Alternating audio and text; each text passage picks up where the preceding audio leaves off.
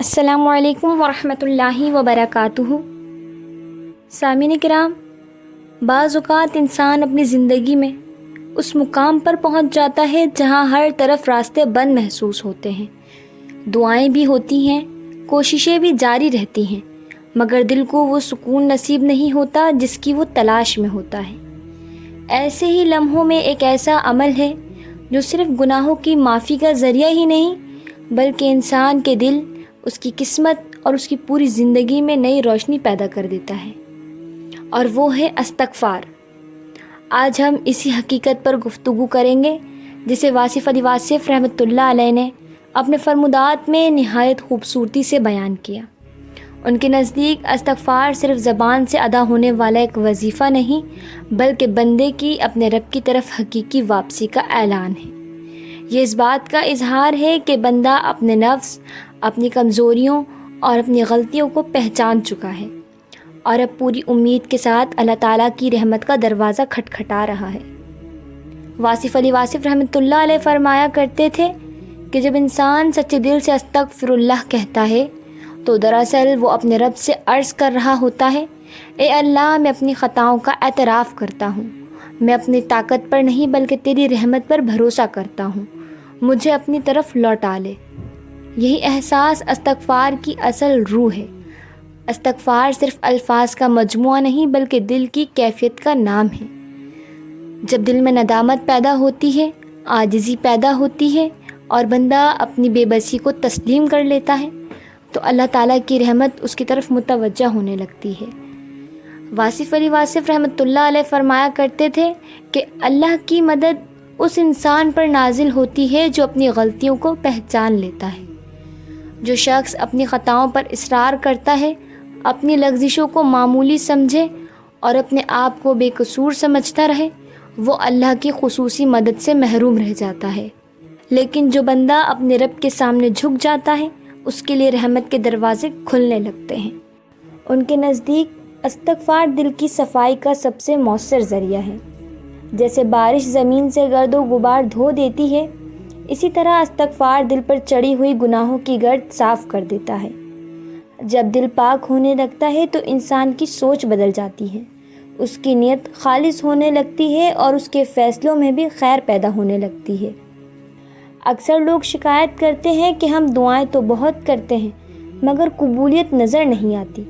واصف علی واصف رحمۃ اللہ علیہ اس کا جواب دیتے ہوئے فرماتے تھے کہ دعا کی قبولیت سے پہلے دل کا پاک ہونا ضروری ہے، اور دل کو پاک کرنے کا سب سے آسان راستہ استغفار ہے۔ جب دل سے تکبر، حسد، غرور اور گناہوں کی سیاہی دھلنے لگتی ہے تو دعا بھی عرش تک پہنچنے لگتی ہے۔ وہ فرمایا کرتے تھے کہ استغفار انسان کو ماضی کی زنجیروں سے آزاد کر دیتا ہے۔ بہت سے لوگ اپنی پرانی غلطیوں، ناکامیوں اور پچھتاووں کا بوجھ اٹھائے زندگی گزار رہے ہوتے ہیں، لیکن جب وہ اللہ تعالیٰ سے سچی توبہ کرتے ہیں تو اللہ نہ صرف ان کے گناہوں کو معاف فرما دیتا ہے بلکہ ان کے دلوں کو بھی سکون عطا کرتا ہے۔ پھر وہ نئے حوصلے کے ساتھ اپنی زندگی کا سفر شروع کرتے ہیں۔ واصف علی واصف رحمۃ اللہ علیہ کے نزدیک استغفار زندگی کے ہر مسئلے کی بنیاد میں موجود ایک عظیم علاج ہے۔ اگر رزق میں تنگی ہو تو استغفار کرو، اگر گھر میں بے برکتی ہو تو استغفار کرو، اگر دل بے سکون ہو تو استغفار کرو، اگر پریشانیاں ختم نہ ہو رہی ہوں تو استغفار کو اپنا معمول بناؤ، کیونکہ استغفار صرف معافی کا ذریعہ نہیں بلکہ اللہ تعالیٰ کی رحمت کو متوجہ کرنے کا وسیلہ بھی ہے۔ وہ یہ بھی فرمایا کرتے تھے کہ استغفار انسان کو اللہ کے قریب لے جاتا ہے۔ یہ قرب صرف عبادت کی کثرت سے حاصل نہیں ہوتا بلکہ دل کے اخلاص، عاجزی اور سچی توبہ سے حاصل ہوتا ہے۔ جب بندہ اپنی کمزوریوں کو تسلیم کر لیتا ہے تو اللہ تعالیٰ اسے اپنی رحمت کے سائے میں جگہ عطا فرما دیتا ہے۔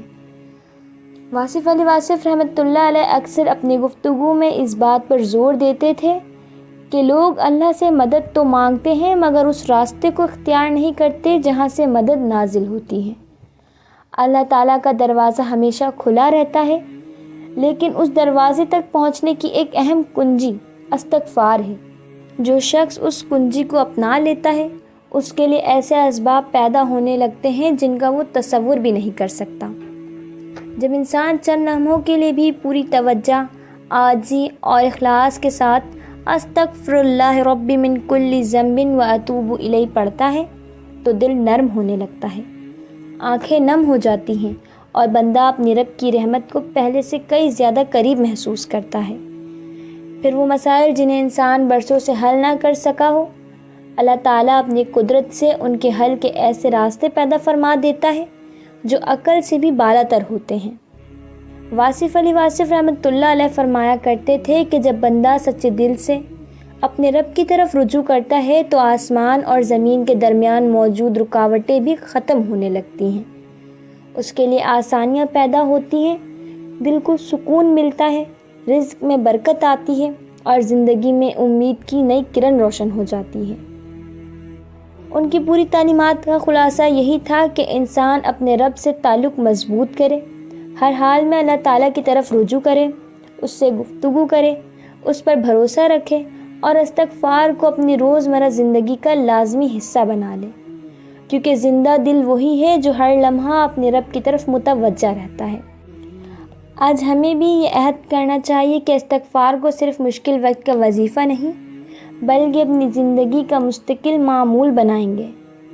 چلتے پھرتے، اٹھتے بیٹھتے، تنہائی میں، سفر میں اور ہر حال میں اپنے رب سے معافی مانگتے رہیں گے۔ یہی وہ ذکر ہے جو دلوں کو زندہ کرتا ہے، ایمان کو تازگی دیتا ہے اور انسان کی تقدیر میں خیر کے نئے دروازے کھول دیتا ہے۔